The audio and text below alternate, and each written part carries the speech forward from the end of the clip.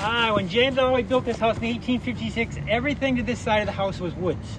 They're right on the edge of the city. In fact, the street out in here, front of here is called Wood Street, because this is where the people back in those days would come to get their firewood. When this house was built in 1856, there were no bathrooms built in this house. They'd have been out there in the woods. Think about that, 1856, out in the middle of the woods in the wintertime. Just makes you want to be a pioneer, doesn't it? Why is everybody shaking their head? No. All right, right here where you're standing, back in those days, this would have been hollowed out. It had a sod roof over the top. It's called a root cellar. So in the wintertime, they could put stuff in there. It wouldn't freeze. The summertime, it wouldn't spoil. Back in August of this year, we actually had the Michigan Conference baptismal tank sitting right here. We had a couple of baptisms out here. So it's pretty exciting for us. The exciting part was that those people got baptized twice. Wow. Once under the water, the other with the 3 inches of rain that was coming down from the top. We got soaked that day. But it was a good day. Now there is some significance to us going in the back door of this house here. Back in those days, guests always went in the front door, but family always goes in the back door. We always go to family at this house here.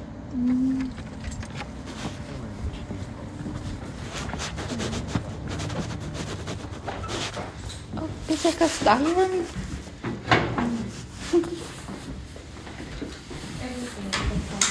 Pwede kita kastayan. On behalf of James Alloway, I'd like to welcome to their home. Now, they had this home built for them in 1856. They lived here for 7 years, moving on in 1863. Now, while they lived in this house in 1856, or while they lived here in Battle Creek, I should say, the Alloway was told every woman's dream. And that was that she was neither to cook nor she to clean. She's a higher help to do that. She had more important things to do for the church. She had books to write, she had sermons to prepare. So at 5 o'clock in the morning, they cooked our breakfast for the family. And one of the things that Alloway loved for breakfast, she called them gems. We would call these biscuits. Alloway and I got along great. I love biscuits and gravy for breakfast. She could have brought the biscuits out of my house, or I would have brought the gravy up here. We had good breakfasts together. Now, also, according to Alloway's diary, typically summer and winter at night, they kept the window on each end of this house open to let the fresh air blow through. And that was upstairs over that part of the house right there. So possibly in the wintertime, when the cook would start breakfast, she'd first start the fire down here. And then she might go upstairs and open the upper windows, which are over this roof line, she'd close the upper windows and open the lower windows, which are under this roof line. Then she could come back down here. If the stove was going very good, she could take a stick, move that board off there, and then the heat from the stove would go up along the rafters and start heating the bedrooms upstairs. Probably the smell of breakfast got them out of bed too. Down that hallway right there, that room there is referred to as the meal room or the grain room. The one in front of us is referred to as the buttery, because that's where they would churn their butter, and it's also where they dry their herbs and vegetables and put their candy. Today we would just call that a pantry. That's curious, isn't it? Yeah. Alright, when this house was built, it was also built without a well for drinking water. The neighborhood well was owned by a man by the name of Joan Lewis. Joan Lewis is like a modern day Daniel. He lived a little bit because he'd go to his barn 3 times a day to pray, but he also owned the neighborhood well, which is a little bit south of here. When in the morning, the cook would probably send either Henry or Edson, one of the older boys, down there to get water for drinking and cooking. But Jane pointed out that's a lot of hard work to get water for baths, for cleaning the floor, and for their laundry. So what they did is they dug a hole in the backyard. Now the original house stopped at this wall right here. So they dug this hole in the backyard, they lined it with rocks, they plastered the walls, and then they ran the rain gutters in here. This is filled with nice, soft, sweet rainwater. When they put the addition on the house in 1861, they went across this cistern, as it was called, and then they dropped in this handy little pump head here. So they pumped the water they needed for their baths, for cleaning their floors, or for an automatic clothes washer behind the stove. They still had to get their water for drinking and cooking in the neighborhood well. It didn't matter if it was too clean. Yeah, because that was just, they didn't drink out of it.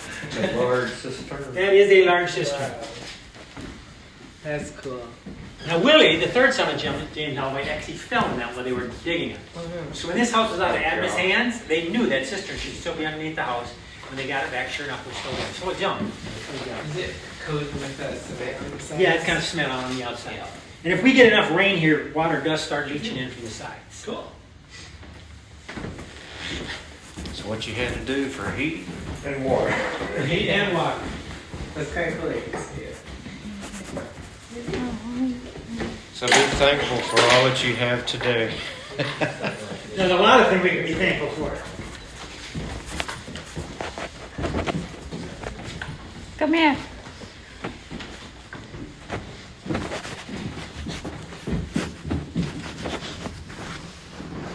All right, now not only was this the first home that James Allwright ever owned, it is the only home that all 6 members of their family lived in. They had 4 boys, Henry, Edson, Willie, and John Herbert. But you'll notice we only have 3 pictures. That is because the baby, John Herbert, was born in this house and died in this house. He only lived for 3 months. He died of encephalitis, which is a mosquito-borne disease. He's buried out in Oak Hill Cemetery 3 miles from here. It is also while they lived in this house here that the Civil War has been fought here in the United States.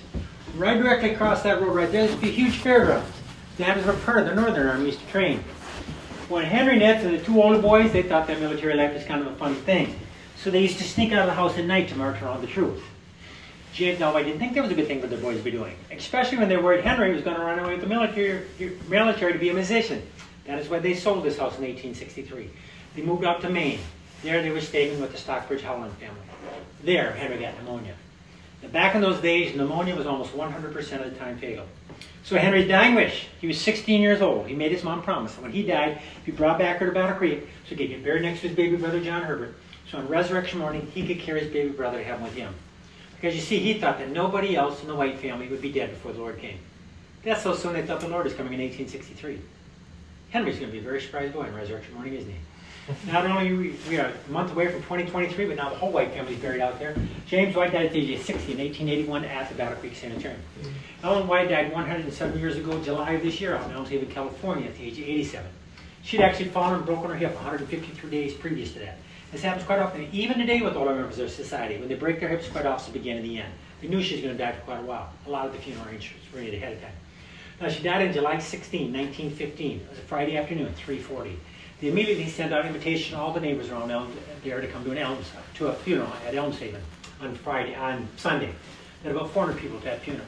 The next day, brought to a little town of Oakland, California, called Richmond, where the California camp meeting being held. There they had a second funeral for her. They had about 1,000 people at that one there.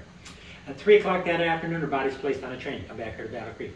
Now, Willie, her youngest surviving son, and Sarah, her longtime secretary, also boarded that train to accompany the body back here to Battle Creek.